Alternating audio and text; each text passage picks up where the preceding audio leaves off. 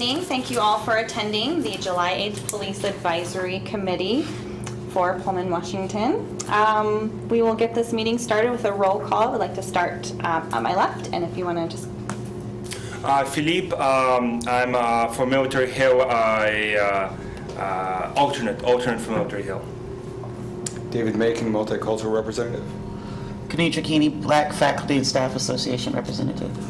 Richard Hume, Pioneer Hill. Phyllis Stallcop, Sunnyside Hill.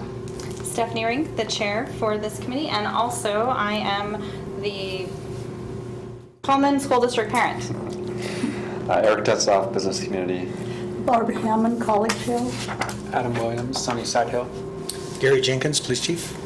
Darby Baldwin, Police Administrative Assistant. Wonderful, thank you everyone. So next order of business, the approval of minutes. Everybody has read and well-versed in the minutes from last month, correct? Absolutely. Absolutely. Are there any questions, concerns, edits, comments? I don't think so. I move approval of the minutes. I'll second that. All in favor? Aye. Any opposed? Perfect. Moving right along. We have two new applications for our high school student. Wonderful. Miss Gwendolyn Rink and Miss Isabella Macon? Is that Isabella? Isabella. Okay. We'll just go in the order of alphabet, so if Isabella could come to our podium.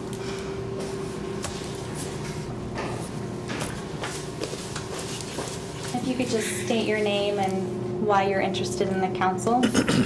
My name's Isabella Macon, and I'm interested in the council because I find it very interesting that we have a inept community, and we're allowed to share things, and we'll bring forward things.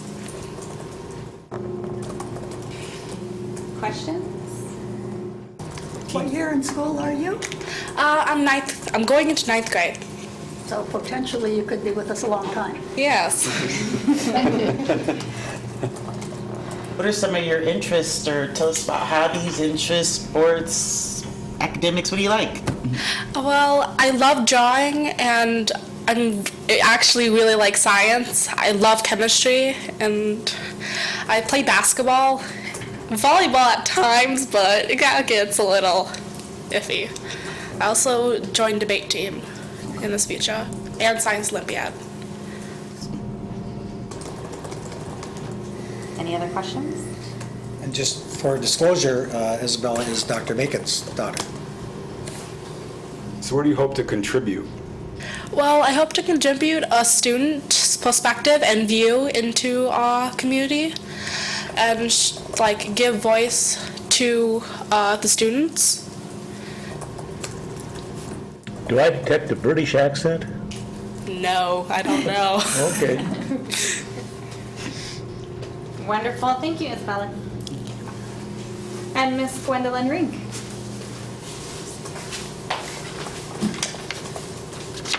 So my name is Gwendolyn Rink, or Gwen, and I'm going to be heading into ninth grade for freshman.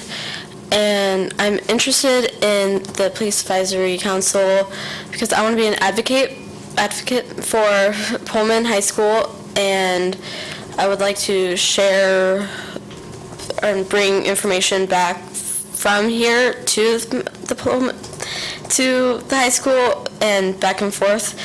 And then it would look good on college applications. Is there any questions for Gwendolyn? I would just ask the same question. Tell us about you and get to know you, please.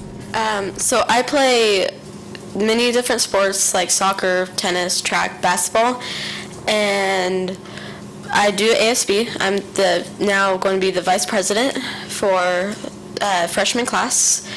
I do Builders Club, or now I think it's Key Club, and I just like being involved with my community.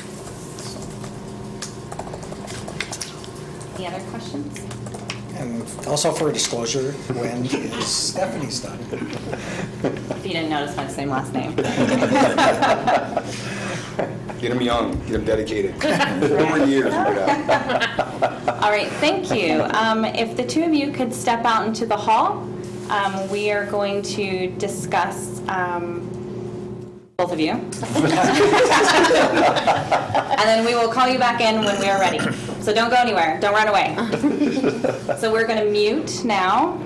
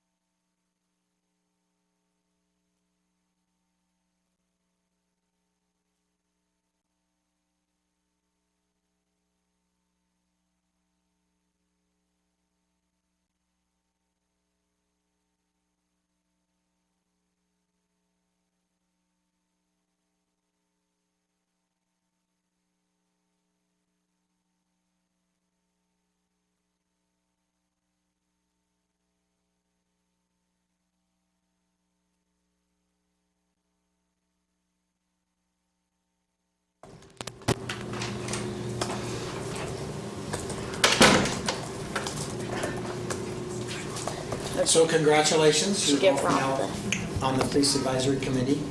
So instead of sitting out there, since you're on the committee, go ahead and take a chair up here. And we'll get some nameplates made for both of you. Congratulations to both of you.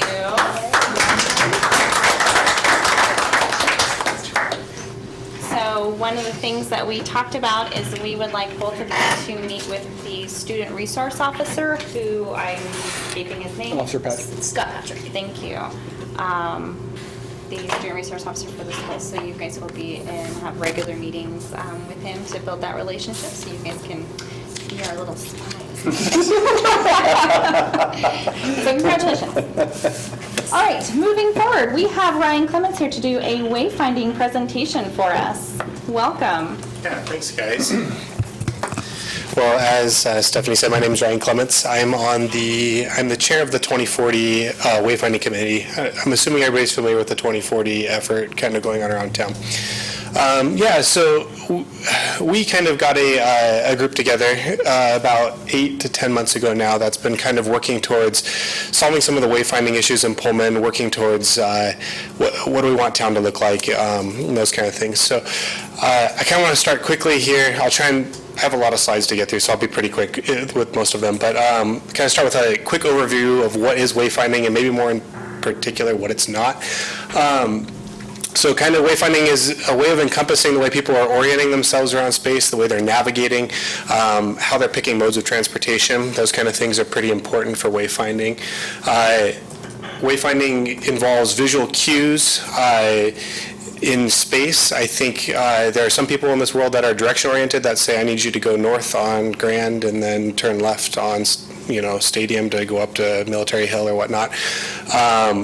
Other people are, left at the clock tower, right at the big sign, those kind of people. I think we kind of all kind of get what people are going through there. Wayfinding is also a way of kind of reducing stress in people trying to navigate a city. So we're trying to find ways of kind of making people feel comfortable and like they know the city even before if it's their first time visiting. So it's just kind of that last bullet is wayfinding cues vary according to personal style, personal experience, and age. Just kind of, you use all kinds of different things. So one of the things wayfinding is it's not just signs. I think we get ourselves stuck up on, I need signs to tell me how to go these places, but it's really about a system and a holistic view that kind of tackles the problem. So, kind of all of these things are some definitions of kind of how we speak the language of wayfinding. So we talk about districts. So you're starting to hear some branding around the downtown district and those kind of things. Wayfinding would take a more encompassing look of the city and probably start to brand more districts and areas around town, neighborhoods, those kind of things. So paths, edges, we talk about the edge of a place that somebody's going to use. We talk about natural boundaries that kind of create division. I think an example of that would be the railroad tracks that go through Pullman. And it kind of separates campus from downtown, if that makes sense at all. Nodes are places we make decisions. Think the big intersections from a car perspective. Landmarks are the Cougar statue up on campus, downtown, those kind of things. And then color is a way of distinguishing areas as well that you can see in some cities. We don't have it here, but it's an option on the table in the future. So the whole point of wayfinding is to develop this cognitive mental map so people can kind of have a feeling of where they're at currently in space, again, without having to actually know on a map. So that feeling of familiarity, that feeling of just kind of understanding where I am at and which direction I need to go to get to the places I want to be at. So kind of talk a little bit about this from the perspective of Maslow's hierarchy of need. A lot of that is trying to develop that, I've kind of been alluding at it a little bit so far, but it's trying to develop that perspective of I feel comfortable here. I don't usually give this part of the presentation, so I'm kind of breezing through it. So, but essentially it's trying to get us to feel comfortable, make sure that we have our needs met from a how do I feel about this place, how do I understand this place, those kind of things. So, and finally, we're trying to figure out where am I, how do I get to the next place I need to get, how can we help people do that, and then creating that mental map and image. So I breezed through that. Any quick questions on those definitions? So like I said, we became a group about 8 to 10 months ago, and the first thing we did was we put a survey in the field. I don't know, does anybody here take a wayfinding survey from the 2040 website? No? Okay. But we got back probably 80 or 90 respondents' results. As we look at the data really quick, I want to make it clear that the majority of our respondents were Pullman residents, non-college students. And so that kind of makes a difference because it skews the results a little bit away from perhaps public transportation and more towards a car-oriented kind of look at the city. So still, we found that a third of people were finding it difficult to find their way around Pullman when they first got here.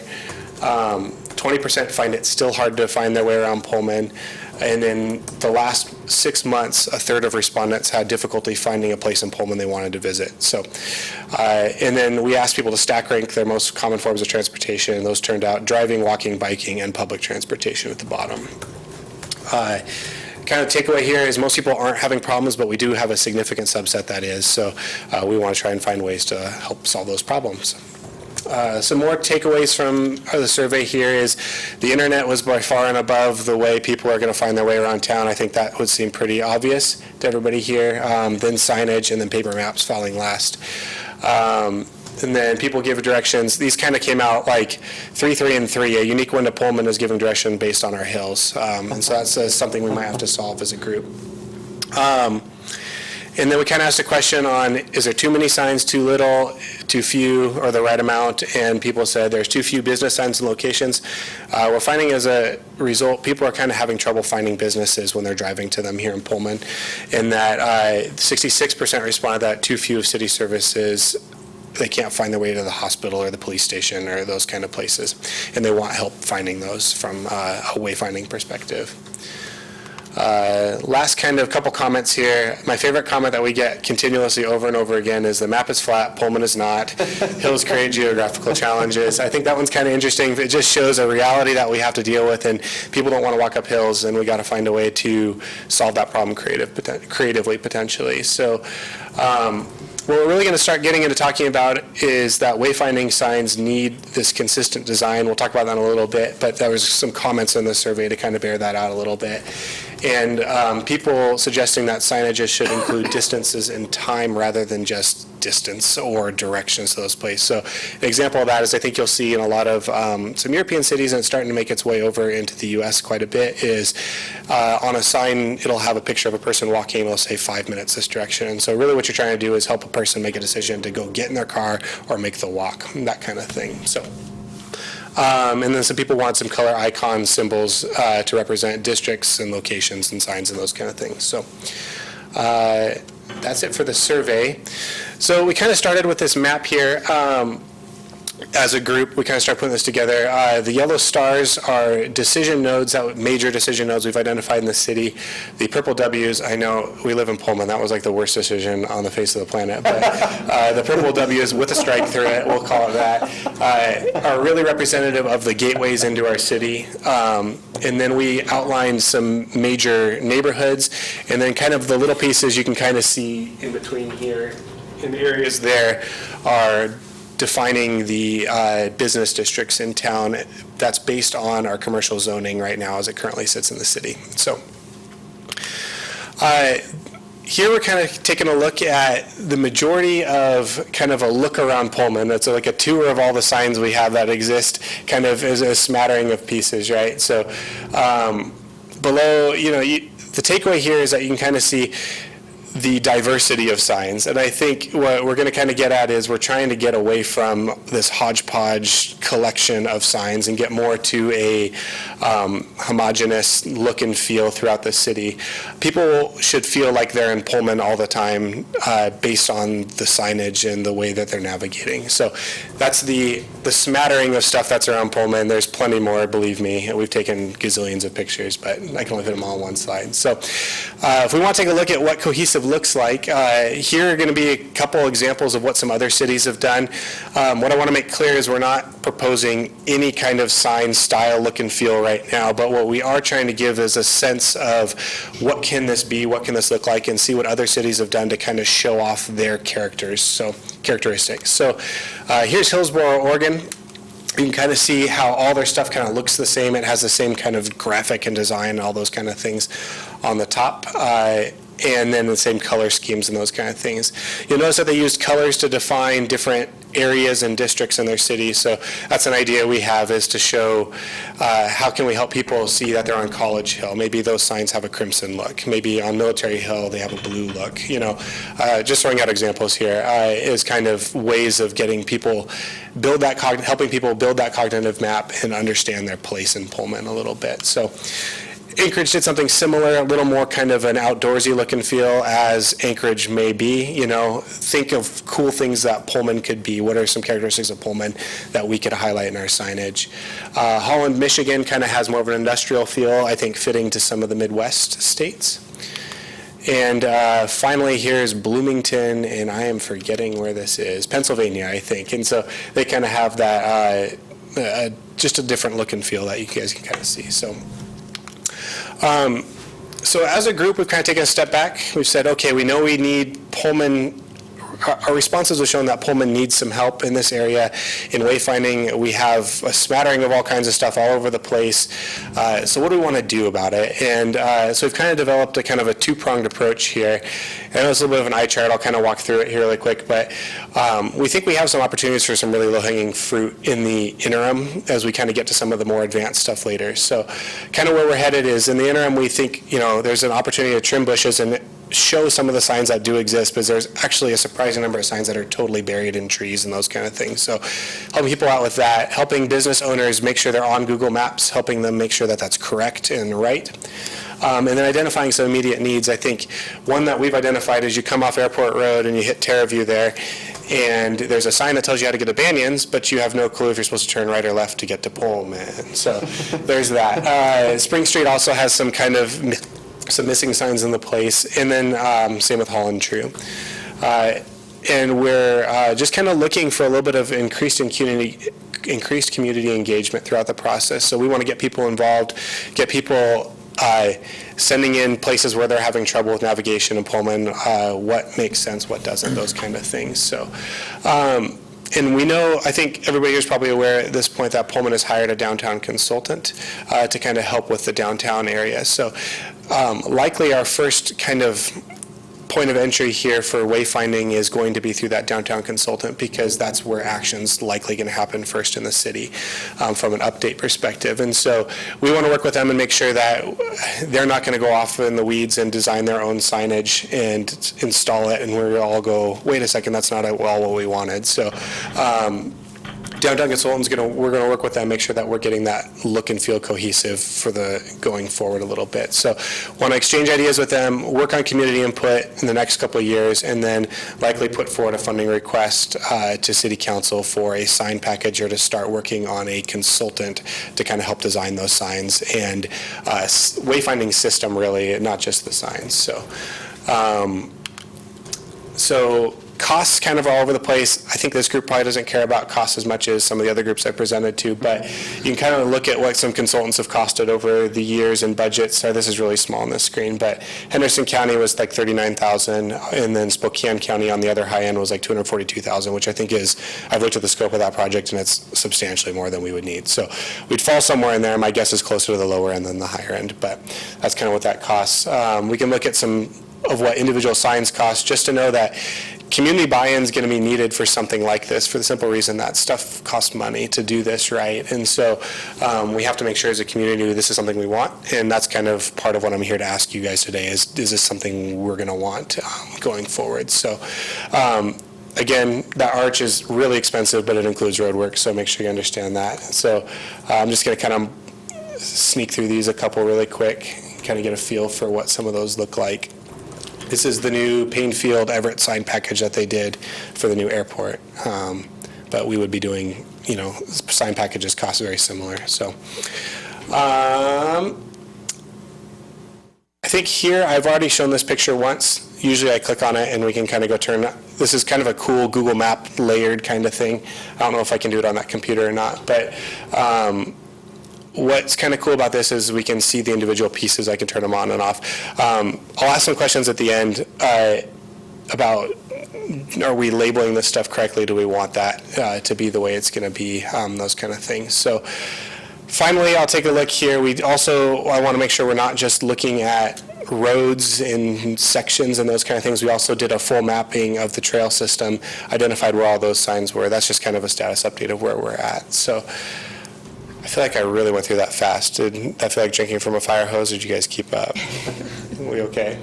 Okay. I think to this group, I can kind of modify some of the questions a little bit, but some of the questions I have as we get to them, I'm going to skip the summary, but, before we jump into that first question is, the question for you guys is, from a policing kind of perspective in a way of helping us find services, feel safe. I think that's the kind of thing that we're trying to, the questions we're asking you guys from your perspective is, what kind of things do you guys think we need wayfinding wise, helping people feel comfortable in their environment, what kind of things would be useful for our community to have that we may not have thought of in kind of our normal line of thinking. Can I ask? Oh, Yeah. Go ahead. just a quick question with Yeah. that. If you can go back to our the UW sign. This one. Yes. Yeah. Are you so just to understand the pinkish, the bluish, and the greenish? Those you have separated out. Are you not? There's sort of a green and a yellow that you barely can tell. Oh, is that yellow? Signs I held yellowish. And Oh, okay, I do think it's yellow. I thought you were Yeah. merging them together. hard to- So it's it hard is. to No, Okay. you're right. It's totally green and yellow. So Okay. green and yellow here. That was So- my Okay. concern first. No, that's a good catch because if we had done that, I would want to hear feedback. That's really good. So thank you. Yeah. So to say, so from a public safety perspective, one of the things that I just covered with my grad students was the whole world is mapped, right? In 3x3, so what 3 words? It's been used in a public safety context. I mean, that's how it was created, right? You have companies that use it. So imagine the entire world and separated by 3 words down into 3x3 meters, right? So these little blocks. And you don't have to have access to the internet, right? But it tells you exactly where you are, right? So GPS, there's ranges, right? So something that I've always thought that Pullman could become is a what 3-word city, right? So there's these entire initiatives that cities have signed on to map their entire, just, it's not that they have to map it, the whole world is mapped. You're just taking your boundaries and saying, and so you imagine you go to Banyan's and there's this little spot, like maybe where you return the carts, and it has its own what 3 words that are associated with it. Because it's 2 things, right? It's one is where am I going, but where am I at? Right. And I think that sometimes that, like, something in terms of modernizing, it seems that that would be what a fascinating way to get people intrigued, to get millennials, younger people who are really fascinated with technology and geography. I mean, the shipping communities are using it because if GPS goes down, the whole world is mapped, right? So you don't even need GPS to get around when you have this app, if you will. Right. So I think what 3 words is something that I would explore. Doesn't mean that it could happen in Pullman, but and the public safety benefits, if you spend just 15 minutes looking at the public safety benefits that have come from it, particularly emergency dispatch, where you can get, emergency responders to a person where all we have is a phone call. Because you can push those what 3 words to any smartphone. It's fascinating. So those, if I'm understanding you correctly, this is the first time hearing of this, so this is really cool. Those 3 words are on the ground somewhere or something like that. Is that true? No, or is actually, that- so the thing okay. about, and those words don't ever change, right? Right. So imagine the whole world, so like the entrance to the police department might be brown, oyster, dog. Sure. Right? And it's always going to be that. It'll never change that physical location, that space. Right. Unless you build a new building, then the entrance isn't clearly going to be there. But the whole world's been mapped. So they've used it in the UK quite frequently, Okay. where they've been able to get emergency responders to a person when they couldn't get the GPS. Gotcha. Or that they I see, could, but it I gave see. this huge location. This pinpoints by a 3 meter by 3 meter location, this is where that person is at. And if, you can imagine if you're hiking or you're like, I don't know where I'm at, and you're trying to call the police and you're looking around, I imagine one of the parks. Like there's a value to it. I see. So there's city initiatives, they give it away for free because it's really about how do you leverage this technology that's already mapped 3 by 3 meters for the entire world. That's really cool. So something very interesting to look at. Okay, excellent. Yeah, I think I misunderstood you the first time, and I got with you the second time. So it's kind of a virtual thing that's online that's created these 3 words for a 3 by 3 area. I need to go Google that. Yeah, So what I 3 will, words? I will do I my tell best. anyone, go check it out. It's very fascinating. That's good. Awesome. Thank you. And so then the point of that would be then you record those 3 words somewhere at strategic places in the city. Is that what you're saying? You could do that, right? Like, what a way to get people to go and find a location, right? You go, and the fact that those words are they're all unique, right? Like Yeah. they don't, and they're in different languages. So there's been a Right. lot of forethought. I only came across because one of my grad students brought it to me and he said, "You got to see this," because we were talking about it from a 911. Like, how do you improve upon 911 because we know it's an antiquated system. So, yeah. I have another question. Sure. So when you are talking to the community who are all your stakeholders, and are you asking them what they need for safety? The safety question has not been at the forefront, and I think it probably should be, to be honest with you. The stakeholders is part of the process we're identifying right now. I think I actually probably have one of the questions on here. Is it the next one? Yeah, we're looking to collaborate with all stakeholders to identify business districts and neighborhoods and probably public safety issues and those kind of things. And so I actually presented this at the Town Gown Committee, and that's where Gary said, hey, come give this presentation to Police Advisory Committee as well. So I think you guys are one of my stakeholders, I'm hoping, that can help me identify some of these issues we need to tackle. So did I answer your question, or did I kind of skirt it? Sorry. No, so you're just still identifying. We're definitely still identifying, and I'm looking for input on more stakeholders that you guys think are important to engage in the discussion, I think. Yeah. It's interesting because you started out, I think you said it's part of the 2040 initiative. Correct. I don't know how many people are familiar with. Or, yeah.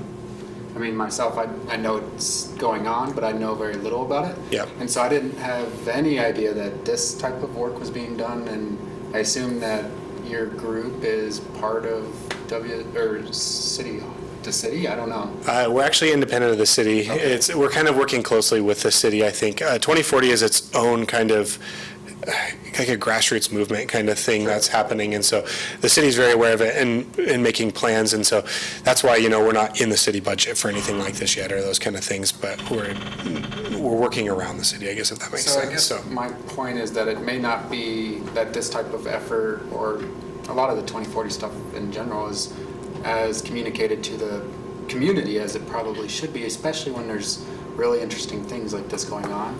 Yeah. Because I know that there would be tons of feedback. Yeah.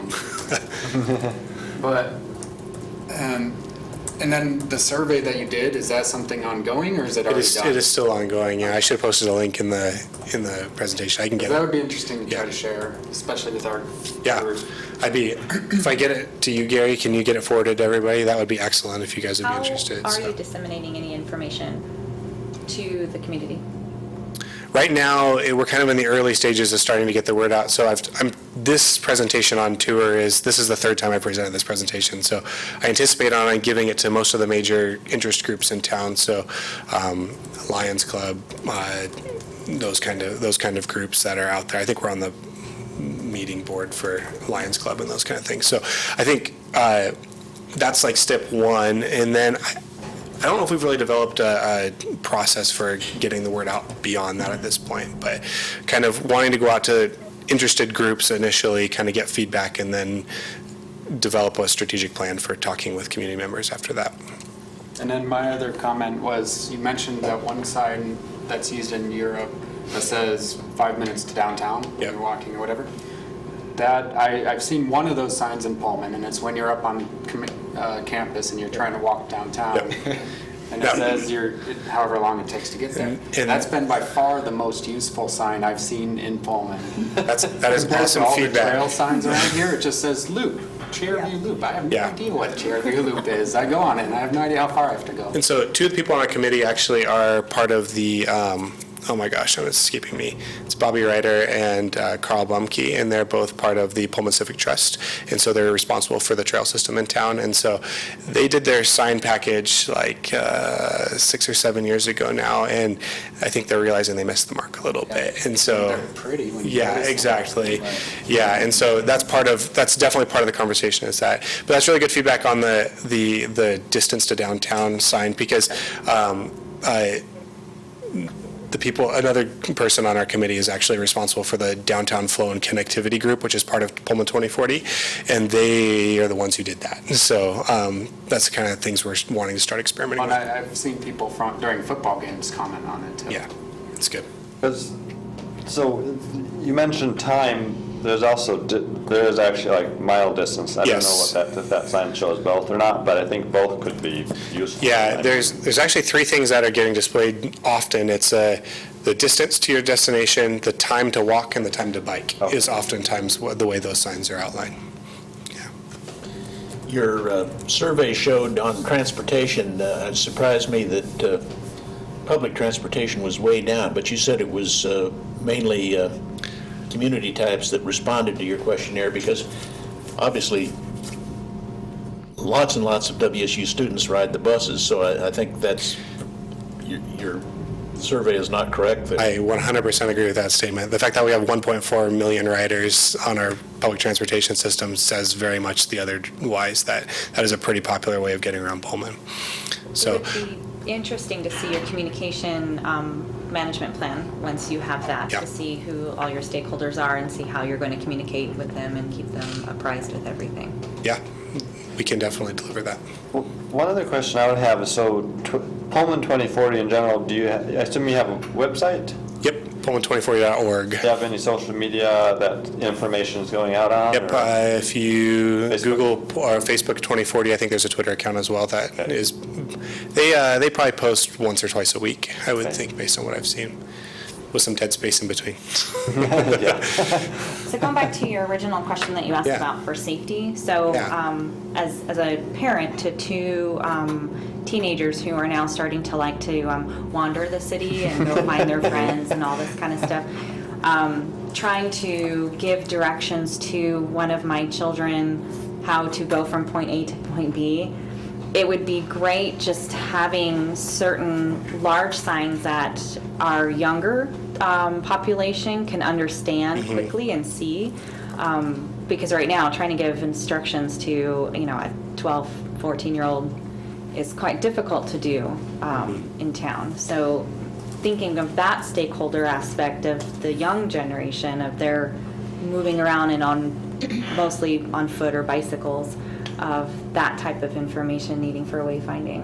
I totally agree. That's actually a key demographic group we hadn't thought of yet, to be honest with you. I know we are approaching the disabled community that has accessibility issues, potentially like blind and audio impaired kind of communities as well. Just to kind of, to your point of making sure we're inclusive of all the communities in Pullman that need to be part of it, I think that's one we need to add to our list, is the younger, non-driving young kids in the area. I think that's excellent. You mentioned signs. What would they have on them? Well, so I'd like to go back with your point of the Europeans, also what you said, with whatever signs on campus I've not seen yet, apparently. Apparently I don't pay attention to signs, but is the little, and I've seen this over when I was in Ireland, was they have the little guy who's looking like he's walking, sort of running, and then the bike, and it tells you of how the distance and stuff.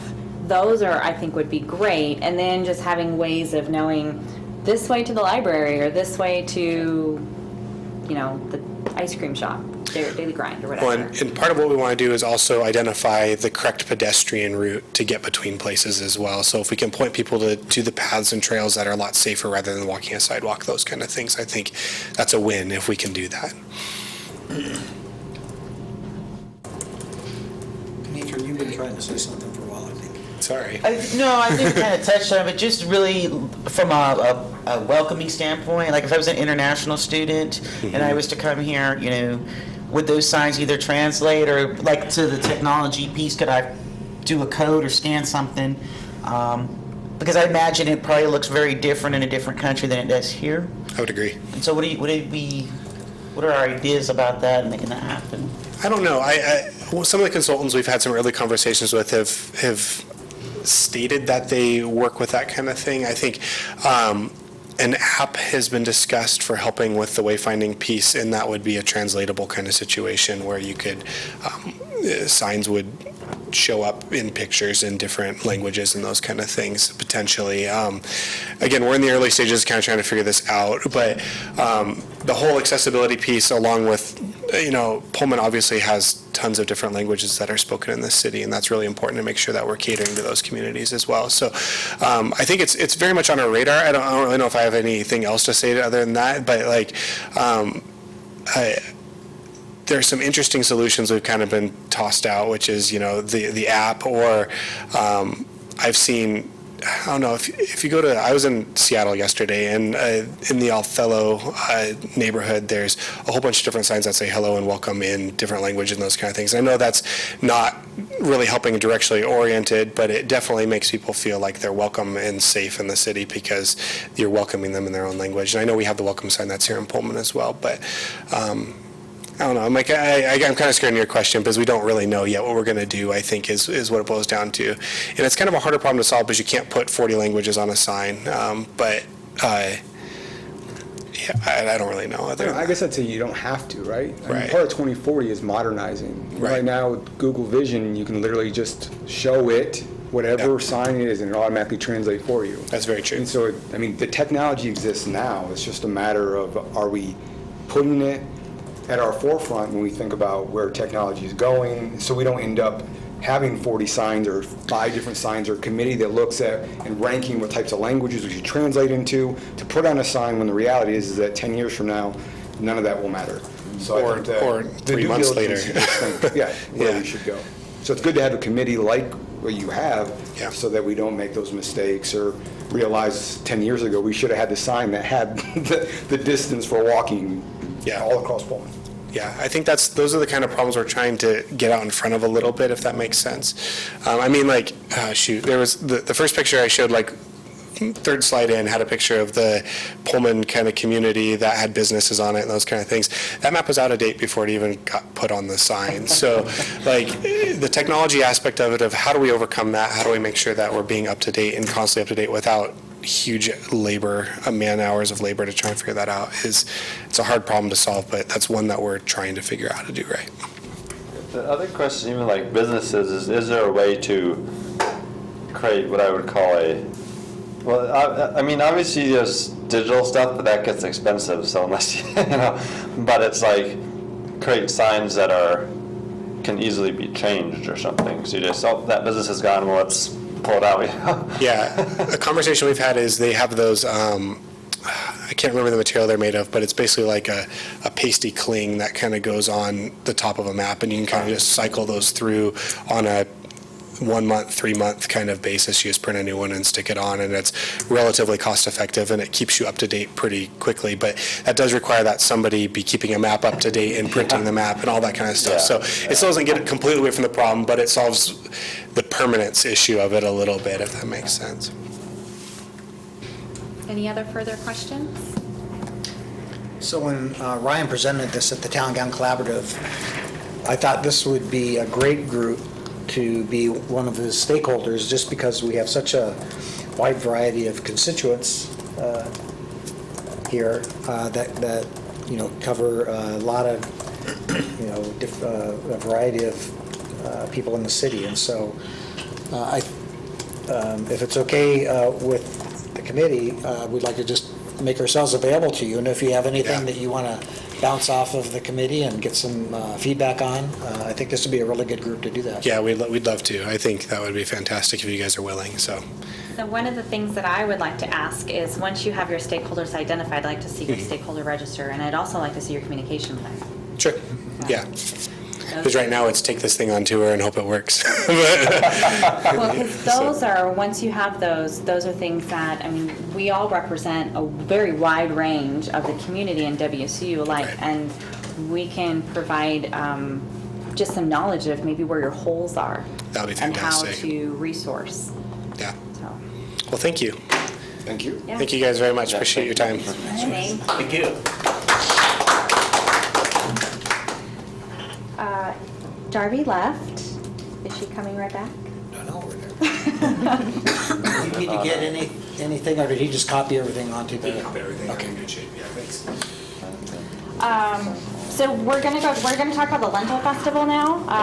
Darby, did you bring over the sign? Maybe she went to go grab the sign. That's probably what just happened. Okay. So the Lentil Festival is August 16th and 17th, but really I'm only talking about the 16th. It's Friday.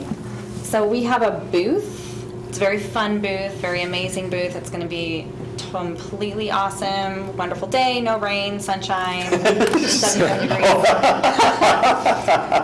With all that, we need some assistance, volunteers to help man that booth, which we can send an email out later asking for volunteers. But setup starts at 3 and tear down is from starting at 10, I guess, and has to be done by 11. Wait. What? Usually doesn't get carried, because it's the police booth, Yeah. and we get it for Friday. Doesn't it usually get sort of carried over into Saturday then? I don't know. That's what Darby just told me. So. You guys are doing it on Saturday. Yeah.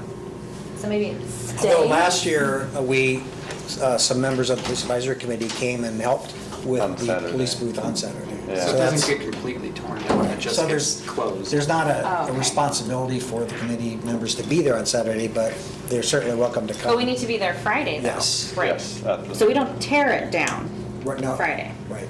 Oh, okay. Darby. Darby. Just walk away. Yeah. So we don't tear Friday- it down It Friday. must have just been pack up or I don't know Okay, why. so just put stuff in the bins underneath and stuff like that, probably, right? I've honestly never been there, so I assume that's what happens at the end of the day Friday, right? So I just They figured out from your text I just read that Darby sent me at 5:20 that said, please bring over the. I can run over and grab it if they want to look at it. So, but we set it up, right? Well, so we will have some of our staff help Okay. set up. Okay. But But then we need to man it, the though. other, well, I'm skipping her name. Chair. Corey. Corey, yes. Corey would usually be there at 3-ish or something, bringing stuff, helping bring stuff down from the station and stuff. So that can be figured out. However, we Right. still need volunteers, so we can send a sign-up sheet for the hours from 3 to whenever it ends on Friday. Do you know when it officially starts, opens, Yeah. the booth? I don't think it's 3. It's not 3. I think it's probably 5. I'm guessing. 5. Okay, But we need- that'd be a but we good need to guess. I haven't sent 3 is the just info. one person probably needs to be Okay. there at, from So 3 from to 5 to when? I think Ken, we what- usually did 2-hour shifts. 1 to 2 hours. Usually 1 to Okay. 2, yeah. Did they send the hours to us? I haven't And it's usually nice to have at least 2 anything people for there. this year yet. You're definitely a high school representative. Definitely. 6-hour shifts. I do know that one of our high school representatives will actually be having a hair appointment that evening. I know one that will be Which could be completely changed. available. Absolutely. Which could be changed. So if you want to just volunteer, feel free to raise your hand. We will write you down. If you would like to think about it, though, I'll we'll be send there, an email out. sure. Okay. Probably not quite the whole time. Well, one of the things that Darby had mentioned is we have that board. Yeah, I can run over and grab it if you want to look at it. No, no, There's it's a lot We of have a people meeting saying- next, day before, right? Yeah. So Yeah, so we can see it then. But if we want to change anything on that board, That's pretty good. like a couple days is not a whole lot of time to change. You don't need anything changed? That's think because they'll you just don't want to just- do I think anything. we'll just swing right? by. You're I will like, volunteer like I do every year okay, but for way too much time. I was going to be there from 5 to 10. So you just volunteered and everything worked out. So we don't. When I interviewed, it said one of the things that we were obligated to do was volunteer some time on this day. I'm excited. Get to go over there, get some lentil chili. Haven't tried the, is there lentil ice cream? There is lentil ice cream. There's really? They serve it there? Wow. I've never Liking seen it. that before. The booth that has ice cream has lentil ice cream. Oh. Oh. I'm sold. Oh. That's all I needed. No obligations or anything. And then the beer garden's that night too, so why Adam is manning the booth. That's where my wife is. See, you can go with her. Okay, so nothing, you don't think anything needs to be updated on the board? I mean, It's really hard to say. It's fairly generic. I know. Like, mostly probably just updating the part where it shows what the current vacancies are on the It's true. advisory committee. It might be good to list some of the presentations that we've had this past year to give people an idea of what, something that goes on at the meetings that they may be interested in coming to in the future. So the other thing that's of interest, I think the other thing that matters is what do we have to give out, to hand out? Flyers, cards, whatever. bouncy balls are a hit. Yeah. That really work. Toys. Yeah. And on how we're doing on that stockpile of stuff. Well, the past couple of years, we've done those business card size things that have the link, so we can get another box of those ordered. I think there's probably still some left from last year, but I can Then make sure. Flyers, Did we have one specifically for the There is a brochure advisory for the police committee? advisory committee. Okay, okay. Because then I think there are also brochures that were other police-related stuff that were there too, so. Or we could take a photo of the board, and then we could send it Yeah. out, and then it'd just be as easy to people give any feedback about what could be changed or added. You mean a photo of us? Is that what you mean? No, the board. No. Oh, Of the actual, board. so she had to run over and. Yes, Then we yes. could all see it. Right. Reflect, think about what we might want to recommend. Yeah, yeah. And not just go on my word. It's probably the best. It's a good idea. So Darby, can you send that out Yeah, I will. sometime this week, and then we can go back? Do you have like a display board or something for this? We don't, actually. This is, the ink is still drying on that. Council hasn't even seen it yet. Woo-hoo, I'm gonna tell Chappie. So, unless, if they picked up their packet for tomorrow night's meeting, they have, but it's very, very new. But we could put something together to have that displayed as well. That would be nice to have. What is there for children to do? Like little children? Like is there, besides the bouncy balls that? Candy. Last year we got, Any I'll have to candy? check on its condition, but last year we got that little cardboard police car stand-up that they could take pictures in, like photo Oh, booth. okay. And we got some like costume uniforms and dug out some of the old, Yeah. I think SWAT gear and stuff that the kids can Ah. put on. And then, There's drunk goggles. I think last year, I don't know if in the last 2 years or last year, we had the UTV there. Yeah, Do we get anything like that? yeah, that'll probably be there, Okay. because we will have it at the, help run some stuff around, so Okay. it'll be there. And you're bringing the UAVs? Because we don't have drones anymore. Yeah, no, So I- they're UAVs. Yeah, I'm going to try to get one of our pilots there on Saturday. I think last year there was like things to color / Yeah, write in. we have coloring books, and then the Okay. last couple of years, they've also had the child ID kits. Oh, right. So, I think, Right. and we should have plenty of those. That's just, we hand out, yeah. We don't actually do it. Okay, cool. All right, so you will send that out this week, a photo? Yes, And I we will. can all reminisce on that photo and provide Darby some ideas. Great. Next up, our strategic vision for the Pullman Police Department. Let me get the clicker.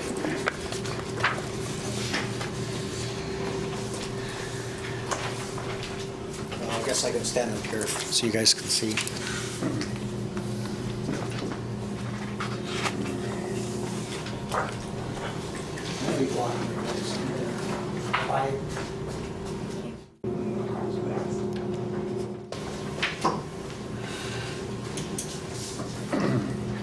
So I'll start with the background story on our strategic vision. So our city administrator is a graduate of the University of Washington Evans School of Public Policy and Governance, and they offer a master's degree in public administration. They have a program which is the capstone project for their master's students, which is working on a project for municipal government. And the way that that works is cities and counties can submit applications on a project for the students to work on that can be completed within the length of their last, well, I think they're on quarters there, but this essentially was a 4 or 5 month period. And the students review all of the applications and then select the projects that they want to work on. So not all the applications are accepted or selected. Ours was selected by 3 students that our application was to develop a strategic plan. And so they selected that project, and we worked with 3 students from the University of Washington. And Darby and I were on weekly meetings with them via Skype, and then they also made 2 visits to Pullman during the project. And the first visit was to connect with community stakeholders and solicit input from them, as well as internal police department stakeholders. and they put together a lot of information. They came back on the second trip really to work with our staff, our supervisory team and our management team to refine the information they received, and then worked with me on a full day to finalize the final project. What we really ended up with was not a strategic plan, so we failed in that effort. But what we did end up with was a strategic vision, which to me is 100 times better than a strategic plan. So if you had an opportunity to look at the document, you can see that there's not specific, necessarily measurable goals to reach. They're all forward-looking, aspirational goals. And so when I look at this document, I see ways that we can develop plans to attain these goals, but then we can change and tweak those plans as circumstances or our situations change over time, and still have those goals that we want to reach. So we're not tied down to a document that we have to change every 4, 5, 6 months because of changing needs. This really lays out a vision for where we want to arrive, and we have an opportunity to take a lot of different paths to get there. So that's the background on our strategic plan, which now is a strategic vision. So on the second page, You guys want copies? Do you need copies? Want some?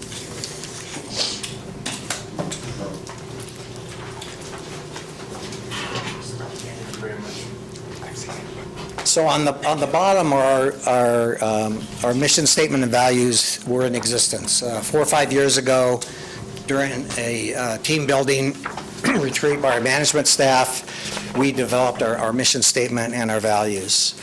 I think if you compare our mission statement to any other law enforcement agency mission statement, I think you'll see that first of all, it's very short, and it's something that people can remember. And the facilitator that worked with us, who works with hundreds of law enforcement agencies, said was the first one he'd seen that had the word compassion in it. So I was really proud of our staff for coming up with that, and then we have our values listed there as well. So now we have developed a vision statement, and this was also part of this process. We just wanted an overarching statement about what our vision is, and this is the overarching vision for the police department.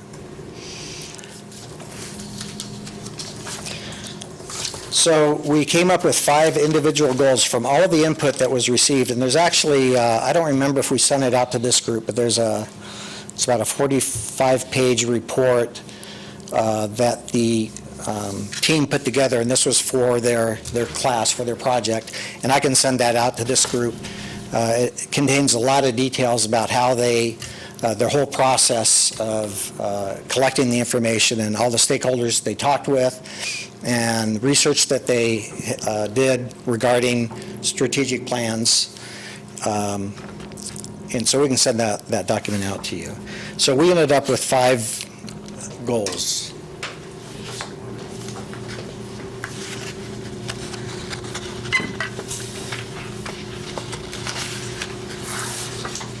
So one of the things we wanted to make sure is that we didn't just identify areas where we felt there were weaknesses and needed improvement, but we also didn't want to forget about the areas where we felt we were also already doing a good job, and put together a document that didn't even mention those because it wasn't necessarily a weakness. So in this particular goal, I think there's some things here that we are already doing really well. I think we put a lot of effort into our hiring and recruitment efforts and selection process so that we ensure that we hire high-quality staff. We don't just hire someone quickly to have the expediency of getting a person as an employee to fill a position.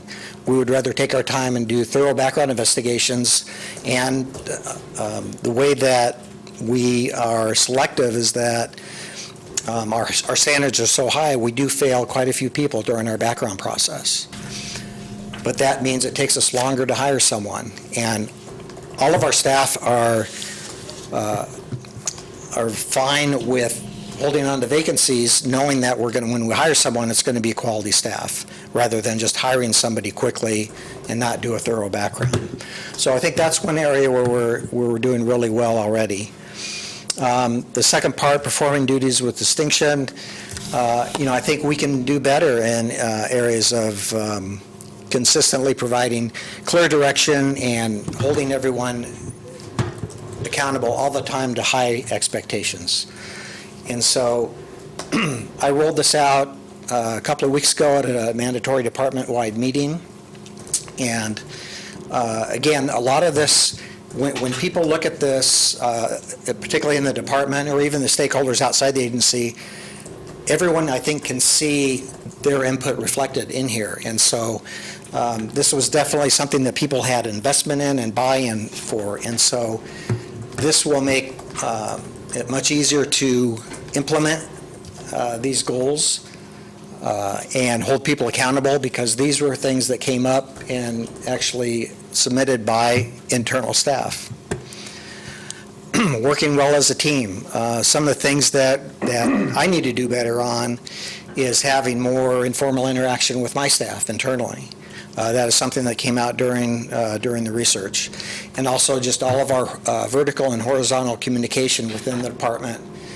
We need to do a better job at doing that. In the bottom part of Goal 1, prioritizing officer health and safety, I think we do that pretty well, but that's something that we always need to remind ourselves that needs to be a high priority.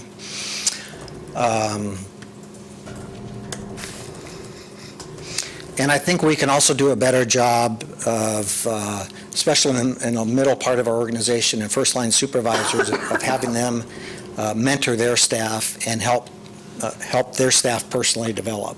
And not just in the middle of the organization, throughout the organization.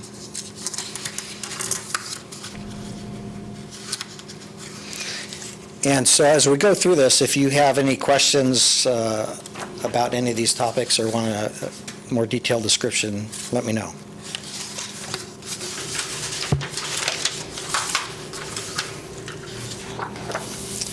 So Goal 2, PPD is a trusted and valued community partner. I think this is another area where I think we do pretty well. I think we have a really good connection and collaboration and involvement and a lot of aspects throughout the community. A lot of that I do at my level, but I think we can do probably a better job at different levels of the organization. Part of that is because of staffing. For example, I think it'd be great if we had a Citizens Academy. We just don't have the staffing to be able to do something like that right now.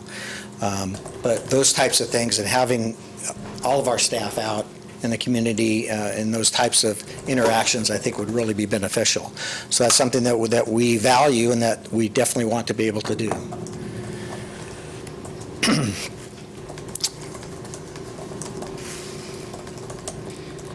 Responding in a timely and appropriate manner to all calls is something that I think will always be a goal for us. Again, part of that is staffing and how we have our organization set up and distributed.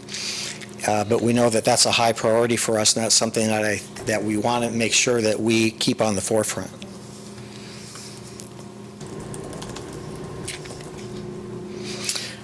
We did hear from external stakeholders that they do want to see more education in the community by the police department on public safety issues. And so that's something that we'll definitely be working on, trying to make those improvements.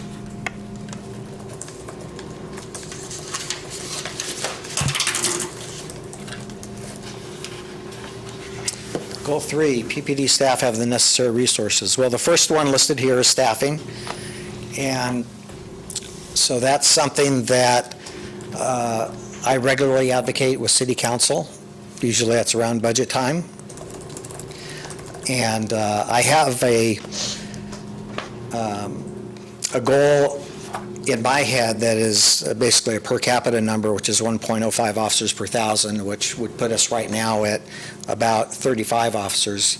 We were authorized for 33 at the moment, so we're not far off that target, but this is a moving target. as population increases and as calls increase and as types of calls change, it's something that we have to continually watch, and it's my obligation as a chief to be an advisor to the city council to let them know what we need as far as staffing and other resources to maintain the safe community that I think our community expects.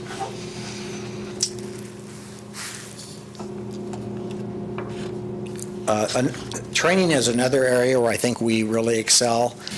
A lot of departments, I think you'll find when they run into some budget issues or need to make cuts somewhere, that's a lot of times the first place agencies will go. We have not done that at all.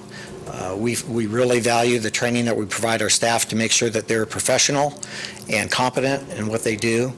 And so, again, that's something I think we do really well, but again, we need to keep that as a goal for us so that we don't forget that that is important. Another facet of this is equipment. Again, I think that's another area that I think we do well. Our officers are provided with, I think, the state-of-the-art law enforcement equipment, and I know that when our officers compare with their peers at other agencies, I think they're proud, to see what we do provide for them and in the way of equipment.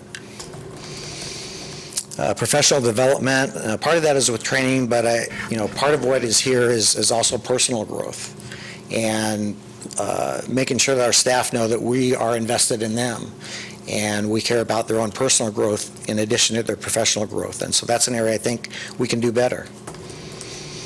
And effectively using technology. I think we're doing pretty well here, and thanks to Dr. Macon to help us move forward in that area. That's his area of expertise. And so it's good to have someone that continually challenges us in that area so that we can make sure that we do provide our staff with the best technology available to help them do their jobs.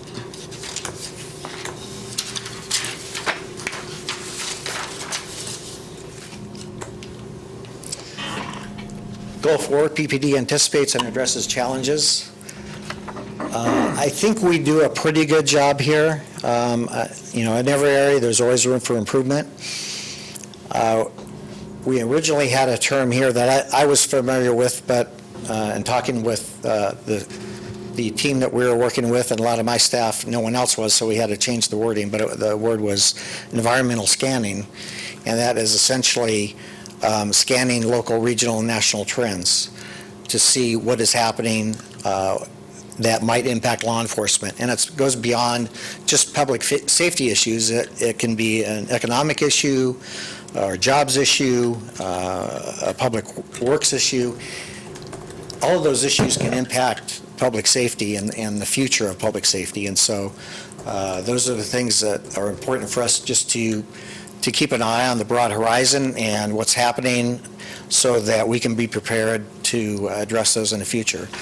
One example is the airport right now is preparing a grant to receive assistance to bring another airline into Pullman Regional Airport. And if that's successful, United would come in with initially probably 2 flights a day that will go to Denver.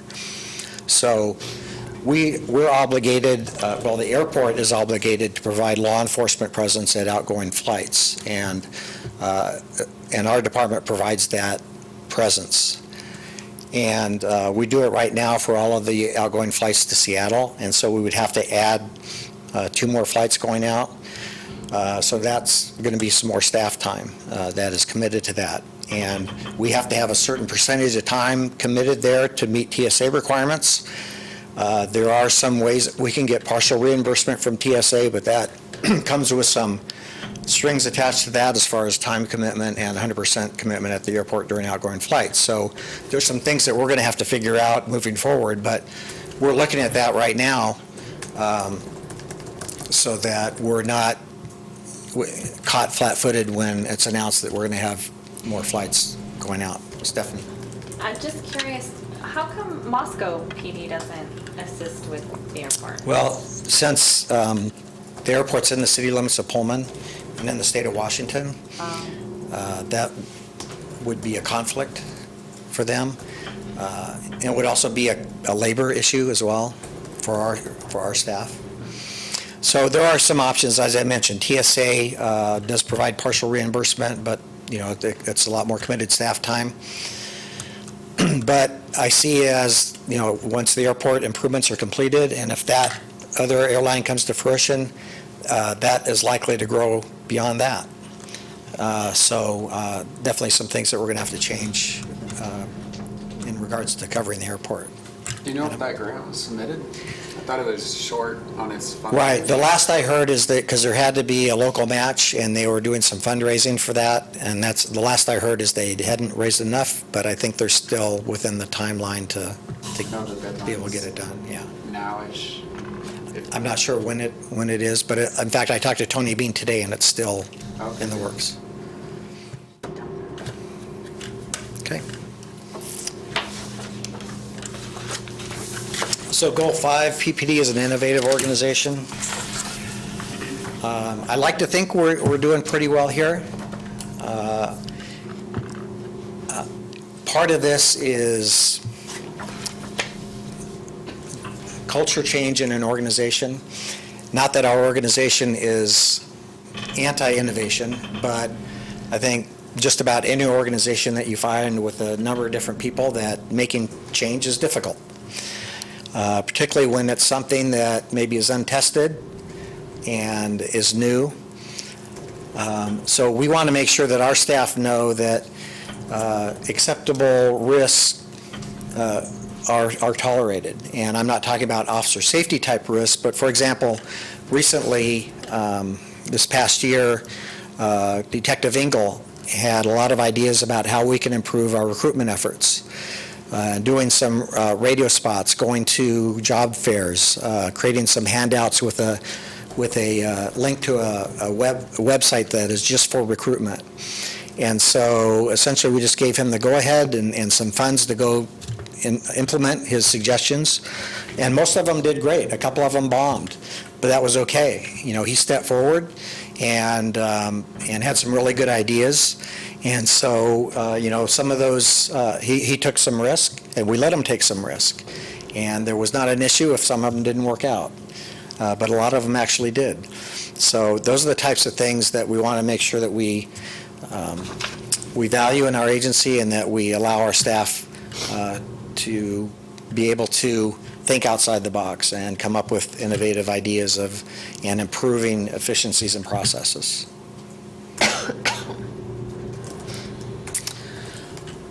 So anybody have any questions about this? It's going to be, I'll be presenting this to our city council tomorrow night. It's the first time they'll see it. We'll put this, after that, we will have it on our website in some form. And we'll put some display together for the Lentil Festival to have on the display board. Stephanie? So I have 2 questions. So first one is just continuity for the thing. Throughout, you say PPD, your Pullman Police Department, but how come your vision statement only says Pullman Police, not department afterwards?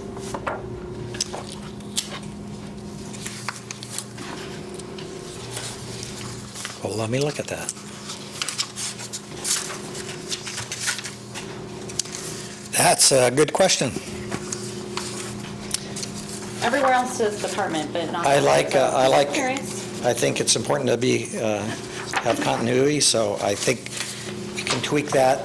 There was also another area, maybe you caught this. We have continually, right? What goal is that? Goal 2. Page 4. My second question is if I could just make a suggestion, not really a question, I guess, so a suggestion, to change A to the. So Pullman Police Department is the leader in the law enforcement profession. Actually, we discussed that, and we didn't want to. I guess we didn't want to make a statement that something like we're the best. We want to make a statement that said we're one of the best. And it's not that it's not wrong, I guess, to have a goal to be the best, but I didn't want to be, I guess, put myself in pitting ourselves against comparing ourselves with other agencies necessarily. Because to say you're the best, then you're saying, well, we do this better than you, we do this better than you. But if we say we're one of the best, then, we can have other colleagues, other departments that can be one of the best as well. A is inclusive. I'm sorry? A is inclusive. We are A, so that's the idea. So that was our discussion. That makes sense. I have a good argument against it, too. If you can put that in the form of a question, I'll take your question. Richard? I think it's a fine document. There's a lot of thought gone into it. I do have one question on Goal 2. The word community comes up 10 times. We're a company town. I wonder if there's some way you could get very clear that the university is part of the community. Well, and we had discussion about that too, and maybe there needs to be some type of a definition section, but we didn't specifically mention WSU in here anywhere. We didn't mention the city necessarily anywhere either, and because we consider WSU as much a part of the community as non-WSU. But that's a good point that, if someone looking at this might not have that same understanding that we do. So we might need to figure out a way to communicate that. I have a question. You said on Goal 2, conducting regular, quality, and relevant public education events. What kind of ideas or what kind of events come to mind when you think about fulfilling that? Well, I kind of had the same question when that came up, because I thought we were doing a really good job, and, I think what we try to do right now is be engaged with any type of an event or a meeting where we can have some type of input or relevance. But I think what the community is looking for is, in addition to that, having some things that are initiated by us, so holding maybe a cyber safety presentation on a quarterly basis, or personal home safety education events, those types of things that we're not necessarily waiting to be invited to participate, but initiating those. What would it take to do something? I don't mean to harp on the suicide piece. I'm just really floored by that. And so what would it take to kind of have those educational pieces, to bring awareness, to work with other departments? Because I don't think as many people are as aware as those who kind of see it on a more regular basis. Yeah, no, that's a good point, and I think part of, well, I think it's maybe part of this group's charge is to bring forward those areas that they see as relevant in the community, and bring those topics up, and ask for us to work to address those. I know that Mary Jo Gonzalez and I have spoken a couple of times about the problem, on and off campus, and along with the county coroner, and looking at some of the trends and figuring out, what we can do to have some type of an impact.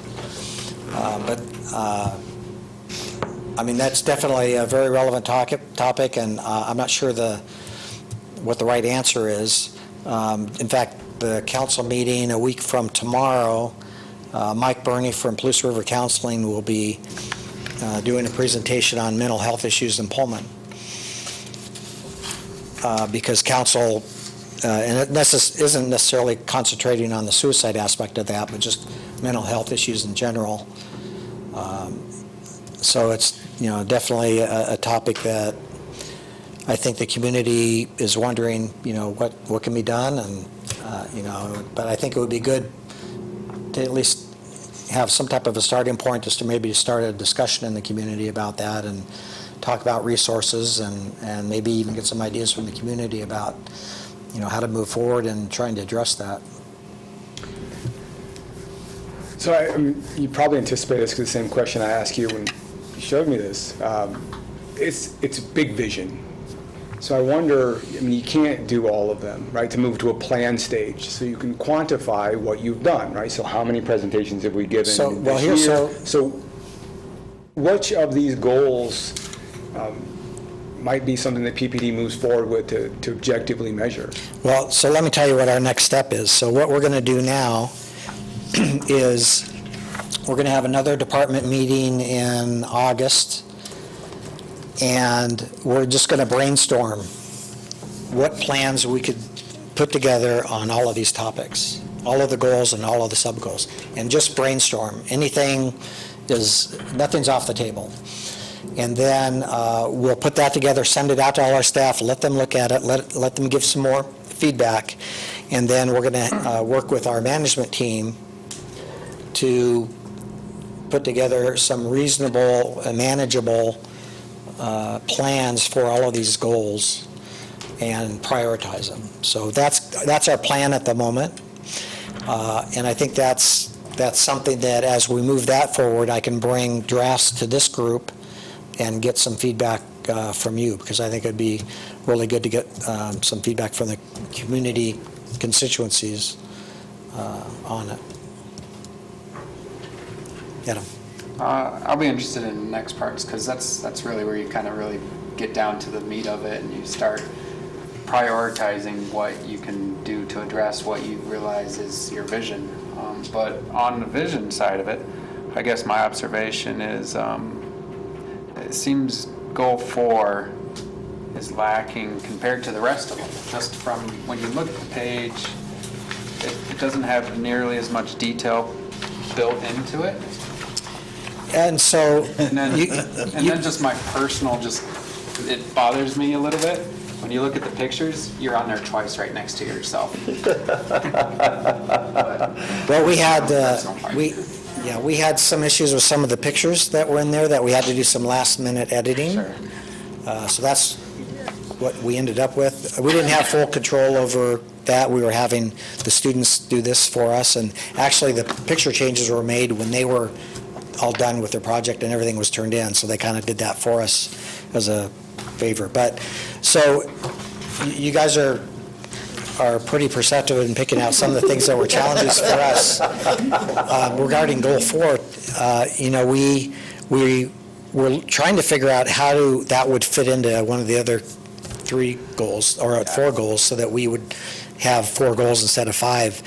And where we landed was that, we just need to make this one, we think this is important, doesn't really relate well to the other ones.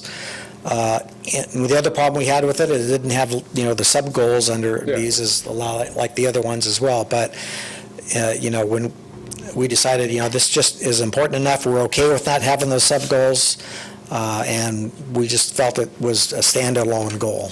Yeah. It's not as substantial as the other ones, but we think it's an important one to have on its own. And that's perfectly good as an option, just a little bit more detail of like plans for the future. Right. It doesn't have to be sub-goals, but what your Right, yeah, detail is of that. the plans for those. So your next steps, you will have measurable. Well, yeah, we'll work towards putting together some specific measurable plans to achieve these goals. We should have Megan involved in that. The fellowship student, the grad student, the doctoral student, since she'll be working with the data. When? August 15th. Okay, we need to talk. My input would be don't do more than 5 initiatives per year. When it comes down to strategic planning, pick 5 priorities, focus on them, try to achieve them, and then go on to the next. Well, and I think a lot of like I said, a lot of these I think we're already doing, so we already have processes in place to get there. Other ones are going to take more work, and so I think those are the ones that we're going to need to prioritize, figure out which ones we want to do first. And you're right, this is a lot to take on, so that's part of this process. We'll be prioritizing that. Any other questions? You did very well as a retired historian. I can't, just after the 4th of July, a great story. When the Declaration of Independence went before the Continental Congress, they started criticizing certain parts of it. Jefferson didn't like that at all, and he particularly got upset at Ben Franklin. It all worked out, though. Well, and don't be shy about providing any kind of, feedback on this document, because we definitely want it to be something that not only we feel good about it internally, but also the community needs to feel good about it too. So I'm open to any type of constructive criticism or questions. Mine was constructive. It was. No, I have no problem with that. And all of You the, just happened to look at me when you said all of that. the things, all of the things that were brought up were things that we struggled with. So yeah, there was a lot of work put into this, but and this isn't written in stone either, because. What's your we're gonna have guess to is take- the amount of time that went into this? Pardon me? What's your guess is the amount of time that went into this? Wow. I suspect I mean, a lot. they spent Hundreds an of entire hours. semester Yeah, just doing working on it, and they spent a lot of time doing interviews in person and on the phone, and we spent a lot of time on it internally, so, I mean, hundreds of hours, I think. So in order to end at 7 o'clock on time, which I always like to end my meetings at on time, do you have any very prioritized updates that you need to give us? Let's see if I within need to 30 tell you. So our lateral officer started working on May 31st, so he's in field training. Our two officers that graduated from the academy are in field training. We're sending 2 officers to the academy in August. We're doing backgrounds on 2 applicants, and then on top of that, Sergeant Dornis announced he's going to retire at the end of July, so we'll need to replace him. We're doing we have a sergeant list where we did an assessment center a year and a half ago, so we'll be promoting 2 people off that list, because one will be a replacement for Sergeant Dornis, and then I'll be promoting one of the sergeants to the second commander position. So lots of stuff going on with personnel. We have backgrounds on 2 record specialists to fill those 2 vacancies. We have our annual liquor and cannabis licensee training on July 24th at the Residence Inn. Perfect. Awesome. Any other business before we move on? No. No? Perfect. Can you summarize in 15 seconds how the 4th of July went? The 4th of July, our overall calls regarding fireworks was less than normal, Okay. and fire also had less calls than normal, so I think things were quieter than normal. Okay, thank you. Perfect. What time of night are fireworks supposed to stop on the 4th?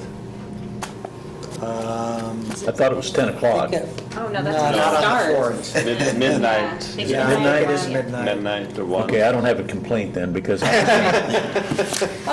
so I'm sorry there's not enough time for public comment. I apologize for the 2 of you in our audience here. But are there any constituencies poll that we need to bring up? Anybody want to state anything at all? No? Okay, and our next meeting is August 12th. Darby's going to send around the photo for our Lentil Festival booth board. And please respond to Darby if you have any questions or comments or anything that you want to change on there. She's also going to send out a volunteer sign-up sheet. Please make sure you volunteer. And we will see everyone at the next meeting, August 12th. And again, welcome to our committee, and we will see you both August 12th.